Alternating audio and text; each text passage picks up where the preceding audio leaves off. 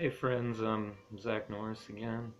Just yesterday was the anniversary of the liberation of the largest Nazi death camp, Auschwitz-Birkenau.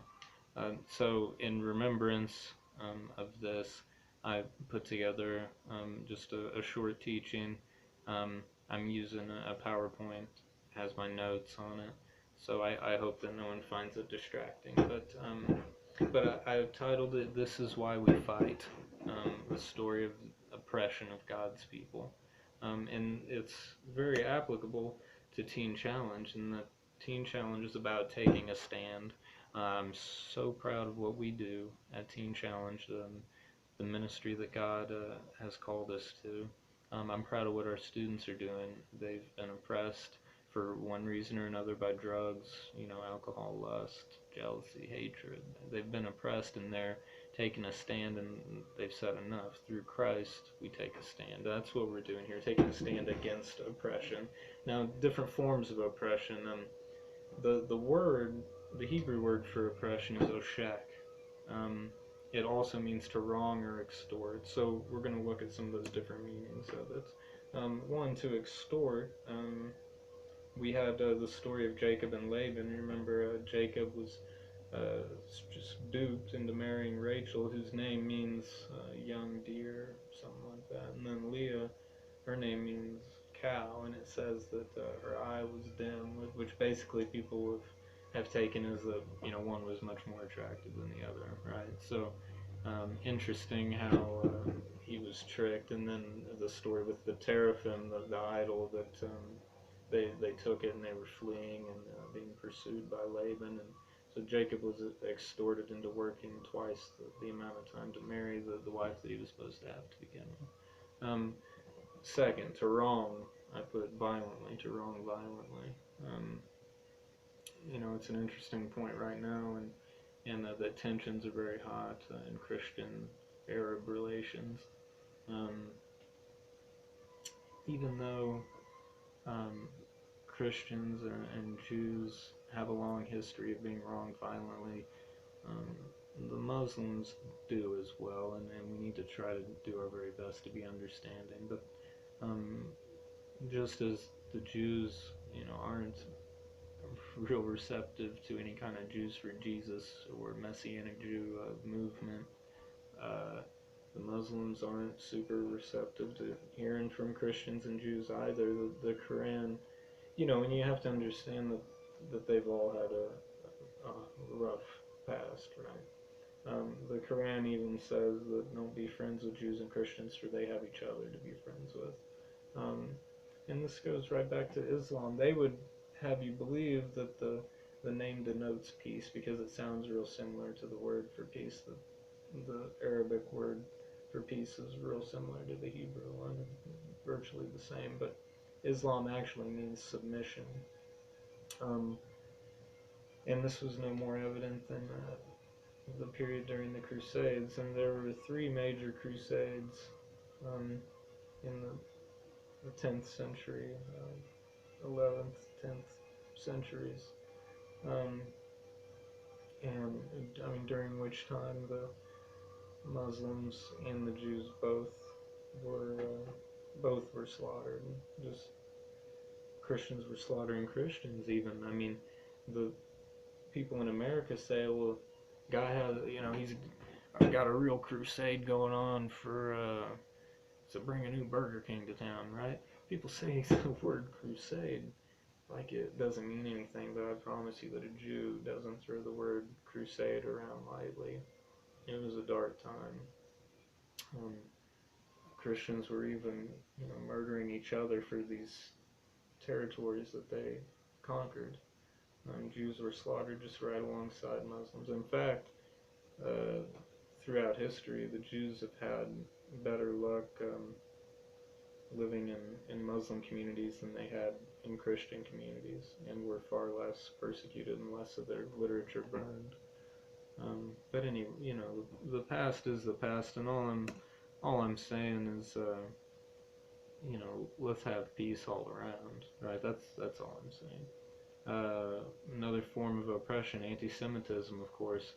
Man, The Israeli-Palestinian conflict is, of course, a hot button topic, as it always has been, and still just, I mean, I get things put on my Facebook about, just hate, and I can't stand it. But we see the root of Palestine even came from blatant anti-Semitism when Rome had destroyed the Jews' temple at what they call the Great War in 70 A.D.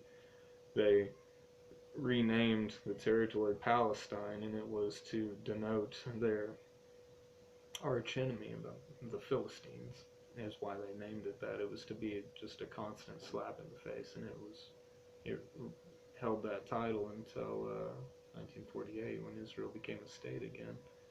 So the first time the temple was destroyed was 586 BC by Babylon, Nebuchadnezzar, Babylon, and then um, Babylon was destroyed by the Persians, who allowed them to come home, and it was Zerubbabel led back the first group of exiles, and then Ezra and then Nehemiah. They rebuilt the temple, and then that temple was destroyed in 70 A.D. by the Romans. At that point, they were in exile, or the diaspora, that's the scattering. And the Jews are a people of wandering, and they have been for years and years, but they've maintained their law and their language, and it's just incredible. But and Masada was one of the last strongholds in that 70 A.D. War against the Romans. And Josephus tells a bone-chilling account of what happened at Masada. I highly recommend that. The Bar Kokhba revolt was another one against Rome. 132 of the Common Era. Bar Kokhba, whose name means son of star. A lot of people thought maybe he was even the Messiah, but they were slaughtered by the Romans. But it was Bar Kokhba was a great leader, and is still highly revered among the Jews. The Holocaust, right? Of course, I've been contemplating the Holocaust a great deal, being as this anniversary is my heart is full, you could say. And it reminded me of this last year. In May is Yom HaShoah, that's Holocaust Remembrance Day, and I went to the synagogue service that week at the United Hebrew Congregation in Joplin, and it was beautiful. They have prayers that are written by Holocaust survivors. It was just absolutely beautiful. Elie Wiesel, who's the prince of the Hebrew people now, he really is a Holocaust survivor. He said to forget the Holocaust is to kill twice. And again, this week was the anniversary of the liberation of Auschwitz, Birkenau. So incredible time, and in a cause for celebrating life, but then also to remember and to not ever let anything like that happen again.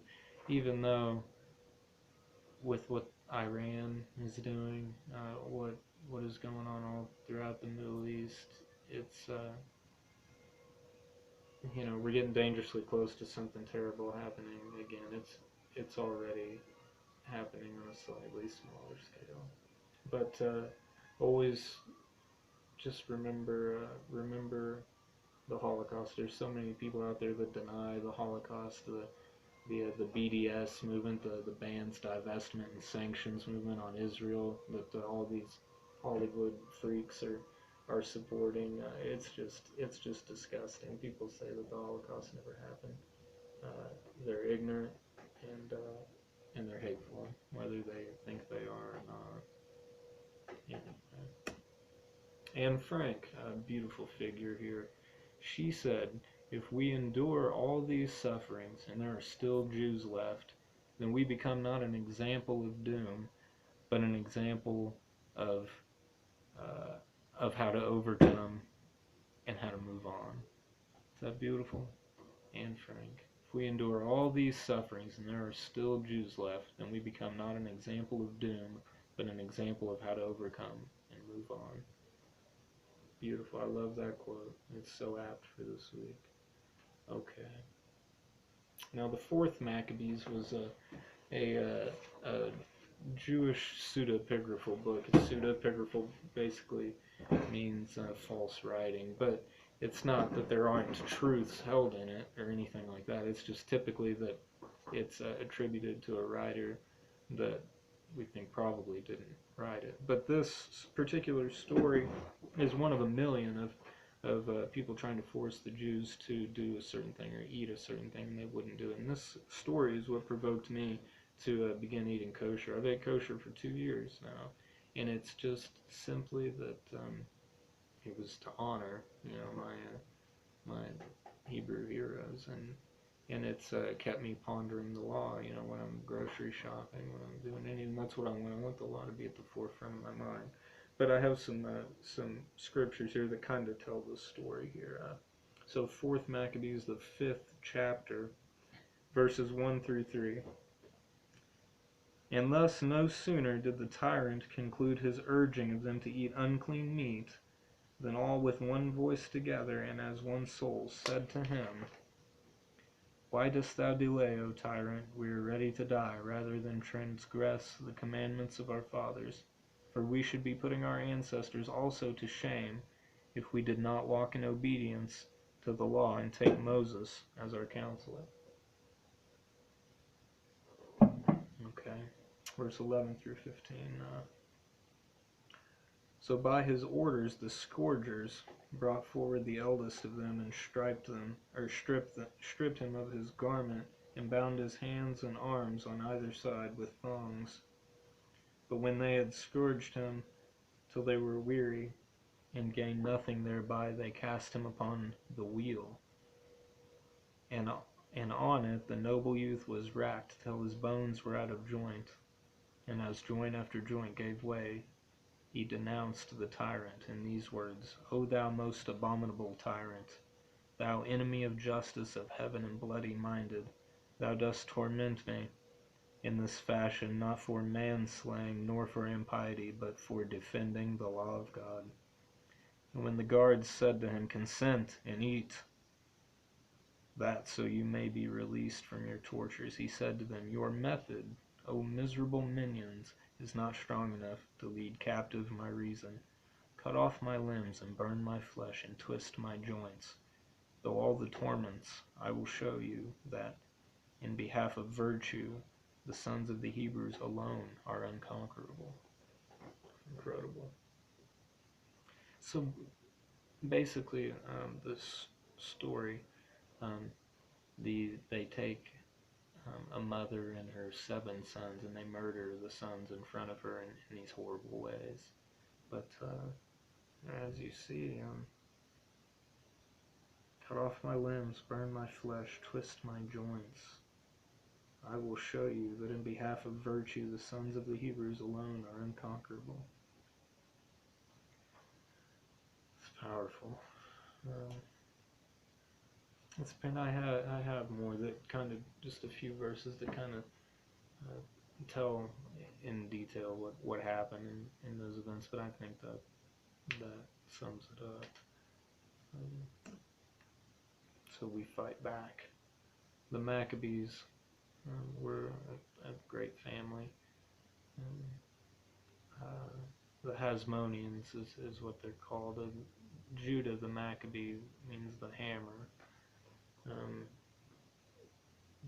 Their story can really be told in great detail in the Apocrypha. That's the extra books in the Catholic canon of scriptures. I've got First Maccabees basically summed up in a few scriptures, but I'm not going to read them all. This is kind of set up for class, so I'm not going to read them all. But what it was, again, was the Seleucid kings trying to come in and have them not do what God called them to do, and they stood up and they led a great revolt, 160-ish, before the Common Era is when all this took place, and that was a revolt that they actually won. The Jews won a revolt, right? So this is where we turn. We're looking up now. We fight back. We win. The Maccabees, and more along the lines of winning and fighting back. This slide here is called "If You Prick Us, Do We Not Bleed?"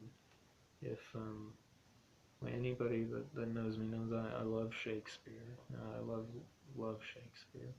And the Merchant of Venice, there's a character called the Shylock that's a Jew anyway, and that's a quote from him. And what it's saying is, we're human too. That the Jews are, the Shylock is saying, hey, I'm just a man, same as you. Well, Mossad.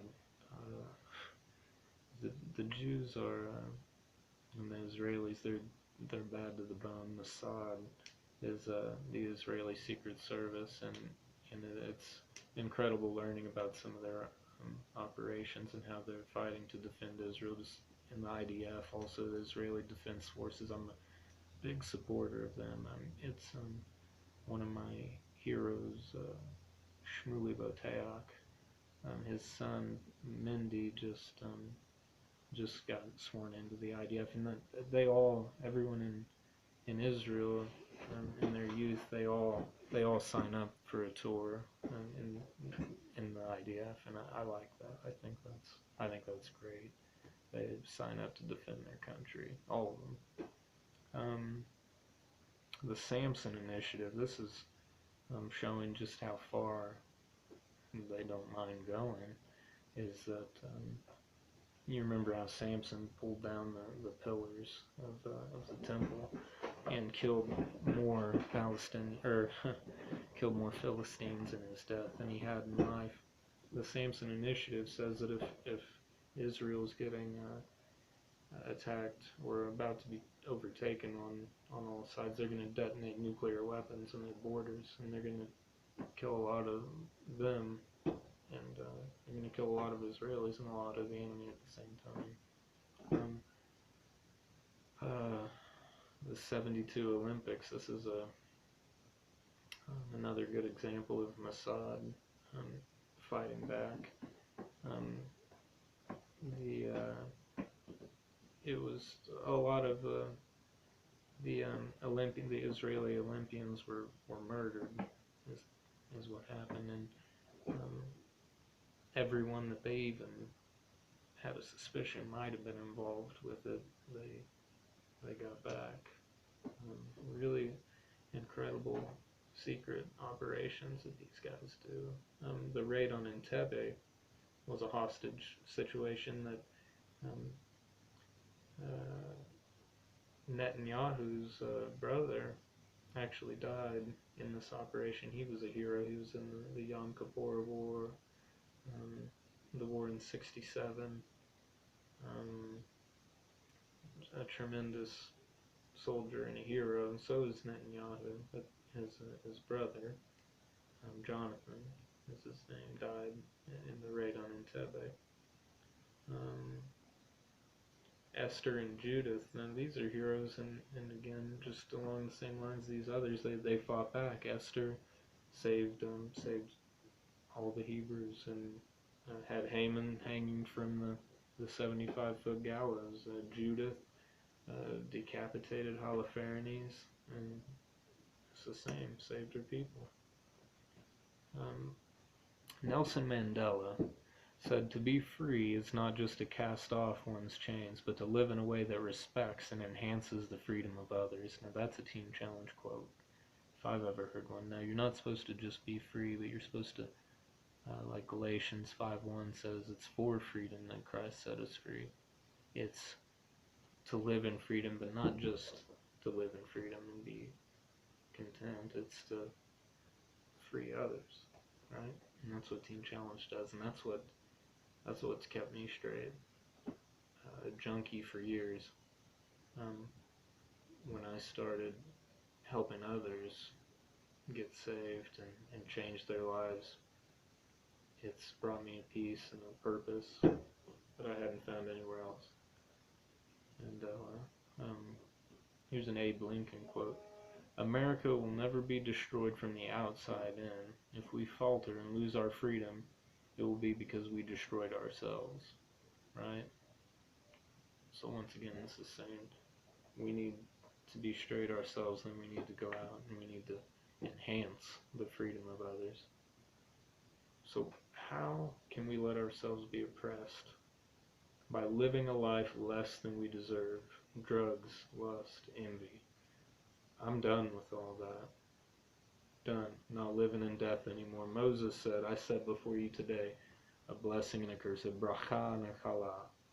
Blessing and a curse. I set before you life and death. He said, choose ye this day life. Amen. L'chaim. To life. Thanks so much. And please subscribe to Zagnor's Teen Challenge lectures. Share the playlist. And thanks so much. And keep Israel on your hearts and in your prayers. And live life to the fullest. That's what L'chaim means. It's to life, right? It's the toast. As a matter of fact, that's Chaim right there. It means life. After synagogue services, they have an oneg where they hold up a glass of wine and recite a blessing, kiddush, and then they say L'chaim, and that's just an awesome way to end the service. And so anyway, thanks for watching, and please do subscribe to Zagnor's Teen Challenge lectures. Have a good day. God bless.